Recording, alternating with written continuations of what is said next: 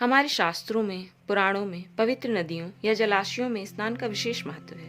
हम सभी विशेष तिथि पर पुण्य प्राप्ति हेतु अपने अपने क्षेत्रों की पुण्य नदियों एवं जलाशयों में स्नान करते हैं। परंतु क्या हमने कभी सोचा है कि अपने बाहरी शरीर को स्वच्छ रखने की होड़ में हम अक्सर कई ऐसी गलतियां कर जाते हैं जिससे हम नदी या जलाशयों का पानी तो गंदा करते ही हैं, अपितु अपने संचित पुण्य को भी नष्ट कर देते हैं। जी हाँ बंधुओं, आप सभी को मेरा स्नेह भरा नमन।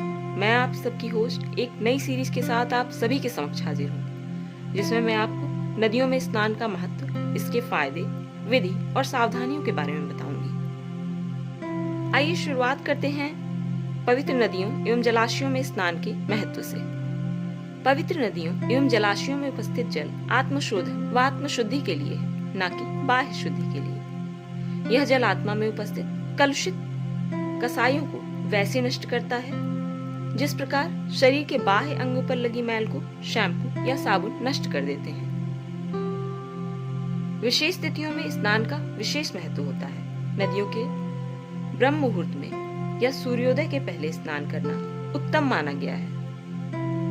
नदियों में या पवित्र जलाशयों में स्नान की शास्त्रीय विधि के अनुसार हमें घर से या तीर्थों में, होटल, लॉज, धर्मशाला या जहाँ भी हम ठहरे वहां से नित्य क्रिया से निवृत्त होकर, जैसे फ्रेश होना, ब्रश करना और स्नान करना, इन सभी के पश्चात स्वच्छ वस्त्र पहनकर तब नदियों या जलाशयों में स्नान करना चाहिए।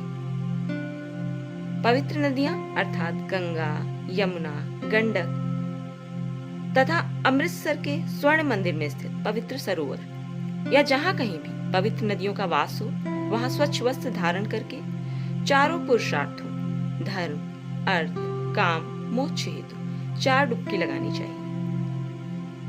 पद्म पुराण के अनुसार यदि आप मानव निर्मित जलाशय में स्नान करें तो स्नान के पश्चात उसकी कुछ मिट्टी खोदकर किनारे कर दीजिए। सोचिए, ऐसा क्यों कहा गया होगा? ऐसा इसलिए क्योंकि हमारा धर्म हमें कुछ भी निःशुल्क प्राप्त करना नहीं सिखाता। हमारा धर्म हमें किसी भी प्रकार का ऋण ना रखने की बात सिखाता है, ताकि हम किसी भी नए कर्म बंधन में ना बन सकें। तो इससे जिस भी व्यक्ति ने जलाशय के निर्माण में अपनी समय, अपनी ऊर्जा और धन व्यय किया है, हम उसमें अपना भी कुछ सहयोग दे देंगे।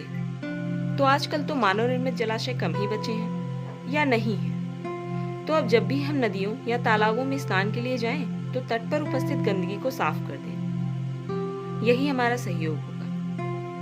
जो बंधु किसी कारणवश नदियों में स्नान का लाभ नहीं ले पाते, वे इस मंत्र का उच्चारण कर घर पर ही अपने स्नान के जल में इन तीर्थों की पवित्र नदियों का आवाहन कर सकते हैं। मंत्र इस प्रकार है: गंगा सिंधु सरस्वती च यमुना गोदावरी नर्मदा कावेरी सरयू महेंद्र तनया चर्मण्यवती वेदिका क्षिप्रा वेद्रवती महासुर नदी ख्याता जया गंडकी पूर्णा पूर्ण जलय समुद्र संहिता कुर्वन्तु मे मंगलम।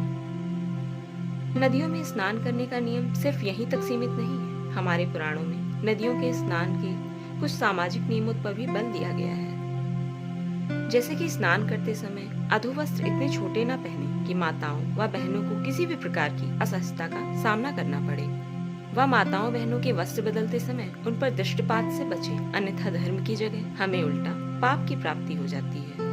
यदि पर्यावरण की दृष्टि से देखें तो हमें वहाँ पर पन्नी, तेल की शीशी, तरह तरह के कागज के टुकड़े नहीं फेंकने चाहिए। उससे जल मैला हो जाता है और वे चीजें उस जल में सड़ती हैं और जल में पलने वाले जीव जंतु उससे बीमार होते हैं। प्रोक्त प्रयास से हमारा राष्ट्रीय हित भी सुरक्षित होगा। अब हमें आज्ञा दीजिए, अगले वीडियो के साथ हम जल्द ही हम आपके सामने हाजिर होंगे। तब तक के लिए खोज करें, अनुभव करें और आनंद को प्राप्त हो जाएं। लाइक करें, शेयर करें और सब्सक्राइब करके जुड़ जाएं। जय हिंद, जय गुरुदेव, जय भागीरथी।